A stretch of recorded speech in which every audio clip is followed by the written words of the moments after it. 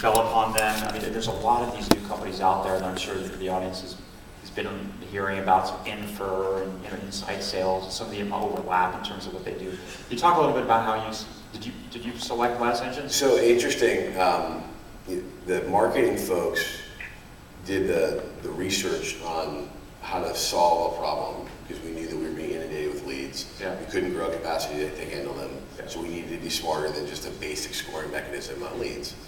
But it was a joint decision. So back to kind of a general theme about interacting between sales and marketing.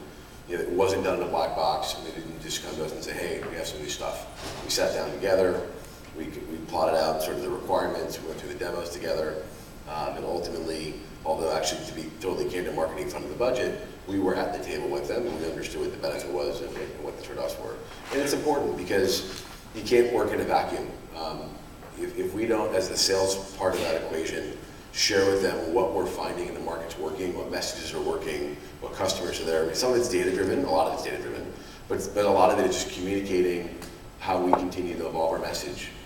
So this is a good example, right? 3 years ago, our focus was the signing experience and e-signature. 3 years later, we've created a category called digital transaction management. Yeah. So if we're not in sync with that messaging and put it back into our demand gen programs, then we're not optimizing what we're actually going after. Yeah. Scott, you've obviously got a really good alignment of marketing and sales. Can you talk a little bit about the history of that? Did you have to go in and fight for your position with the table, or was the company, I mean, how did the company get to a point where this great harmony actually appeared, where you have sales, marketing, and product working just ingeniously together? So I chuckle because, to be candid, at DocuSign it's been easy. I mean, it's having a partner that's aligned at the basic level, saying, look, we're going to measure this. And that honestly is the core. A marketer who says, I'm only as good as what we can measure. Right. That's kind of, they've already moved to the middle. So did that come from the marketing side? Did you see about that? It actually took, it was really Megan, to Megan's credit. And that's a metric I was used to. With Salesforce, we had the same mindset. I mean, everyone in marketing was driven on pipeline development. Okay. The only thing they cared about was growing pipeline and was measured. But sadly, in other parts of my career, I've not quite had that alignment. Yeah. And spent a fair amount of energy in previous roles building messaging and doing stuff and assuming you get no leads. Right. And maybe one pops in, but that's not the case here. Can you talk a little bit about how the product fits into that? Because a lot of people say that's like the third stool sometimes, right? Where you've got the marketing and sales, but you're just constantly in communication with products, so the feedback loop into where you want to go on the product. So it's interesting because for us, there's probably the most vibrant interaction with product is in the freemium world. So what we look at is trying to instrument freemium so we have some notion of whether or not we're providing features that people are willing to pay up for. I mean, that's a complete science experiment. And so we've actually had a lot of success with Demandbase because we've got, I think they've got about 17,000 freemium customers. And when we went and ran Demandbase against that, it was a pretty high correlation. I don't remember the number off the top of my head, but it was a significant number of those freemium customers were sort of recognized by Demandbase. So we could augment what they were and build out a profile of who might convert and then put them into a lead program as we would anyone else. And that's actually, we've just started that, so I don't have results for it. But it's just a good collaboration between, to your point, product who sort of owns the trial experience, marketing who's trying to extract data from that, and then ultimately sales who will lead downstream. Yeah. Any success we pull from that. Yeah, the freemium product is great. And I'm sure most of us got accustomed to DocuSign from using that freemium. I certainly did.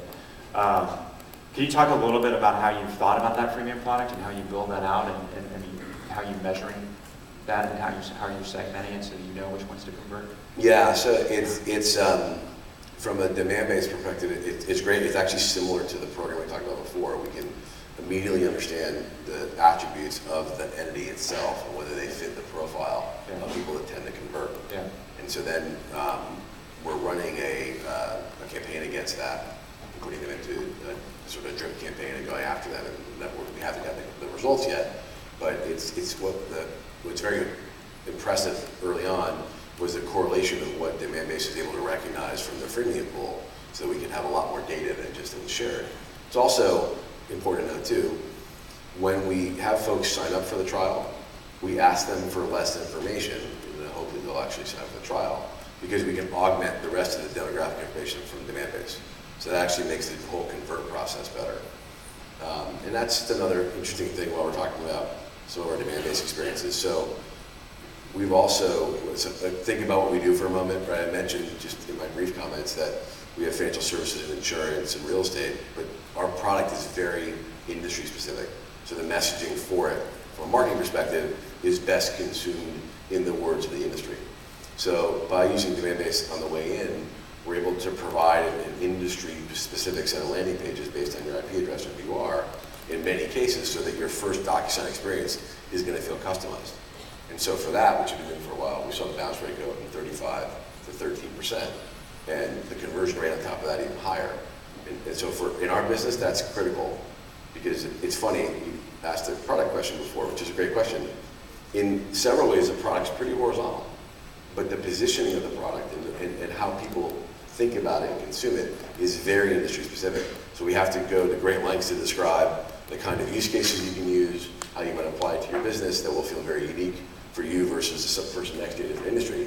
End of the day, I'm probably packaging a very similar product, but that layer of how we describe it is really, really important.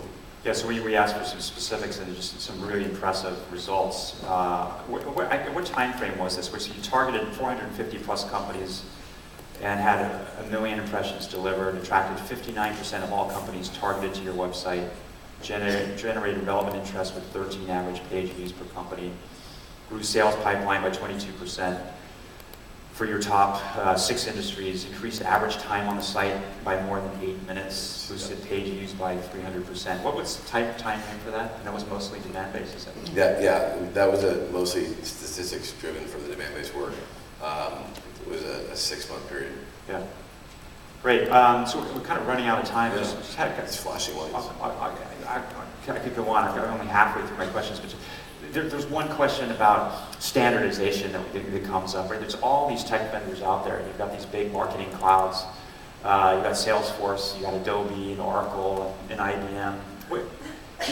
Are you pushing for standardization, or is everything so modularized that you can live with this world of just multivariate offerings for some time?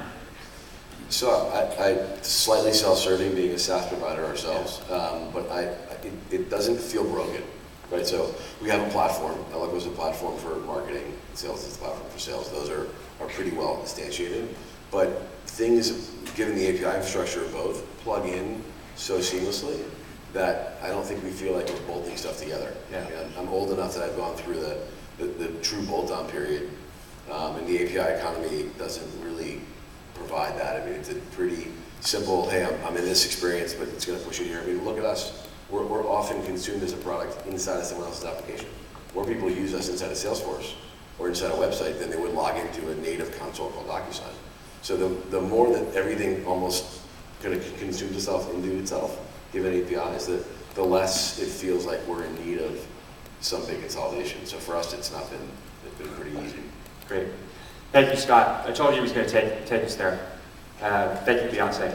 Okay.